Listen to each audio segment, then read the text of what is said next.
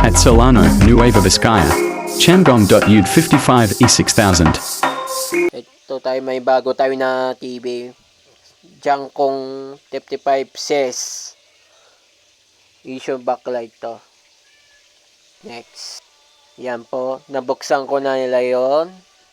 Yan. Bago-bago pa. Wala pang galaw na yun. Ako pa lang.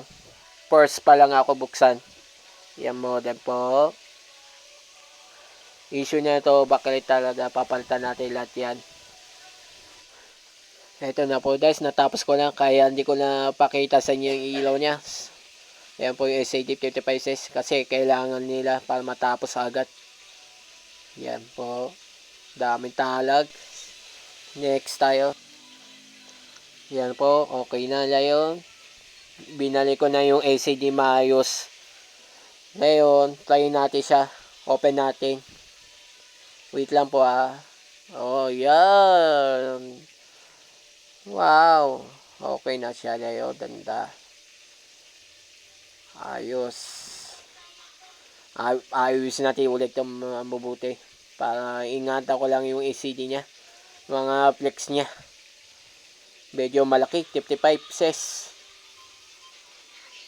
Kaya sobrang ingat ako. Okay. Nga pala, ito pala yung ano yan, sa backlight level, dalawa sila. Nilagay ko sa 12 volts para automatic siya mamatay yung ilaw niya pag na-open mo sa TV. Ngayon. Okay.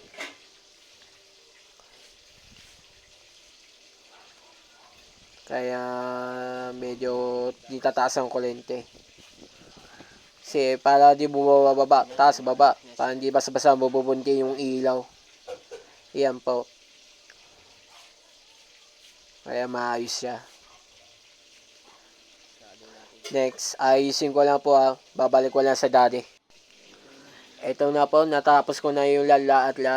Dahil open natin siya ngayon.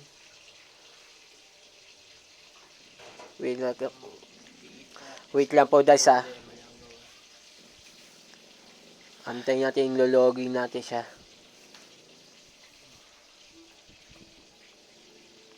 Iwanag na po, Nay. So, ang iwanag kasi bahay nila dito, kaya medyo lang. Balik sa dati ulit.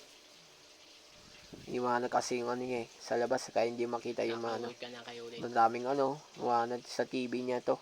Smart TV pa nga.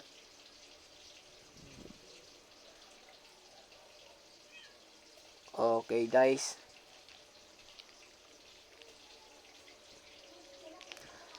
Salamat po sa inyo lahat nanonood.